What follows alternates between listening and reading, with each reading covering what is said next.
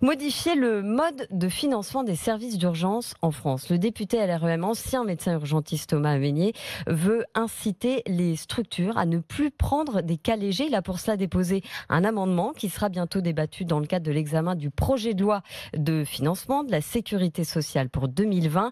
Illustration dans le service des urgences de l'hôpital d'Orsay en Essonne de Caroline Philippe. Sans béquille mais en boitant, Vianney franchit la porte des urgences. Je suis venu pour un choc au niveau du genou et donc apparemment c'est les ligaments qui sont touchés, mais j'en sais pas beaucoup plus. Pour cette entorse comme pour une angine ou une pathologie plus grave, le service empoche toujours la même somme, explique Cédric Lucier, directeur de l'établissement. C'est automatique. Pour ce type de patient léger, arrivé en journée, la sécurité sociale va nous rembourser environ 135 €, ce qui nous a permis de compenser les coûts fixes liés à l'organisation du service des urgences. Ce fonctionnement encourage la prise en charge de patients qui ne sont pas en situation d'urgence. Selon Thomas Aménier, le député La République En Marche de Charente propose un autre mode de calcul. L'idée, c'est par ce financement-là de les inciter à créer des liens avec la médecine de ville pour réorienter, quand cela est possible, les patients qui ont des problèmes ne nécessitant pas le plateau technique des urgences pour qu'ils soient bien pris en charge, et d'avoir un financement adapté pour aussi les patients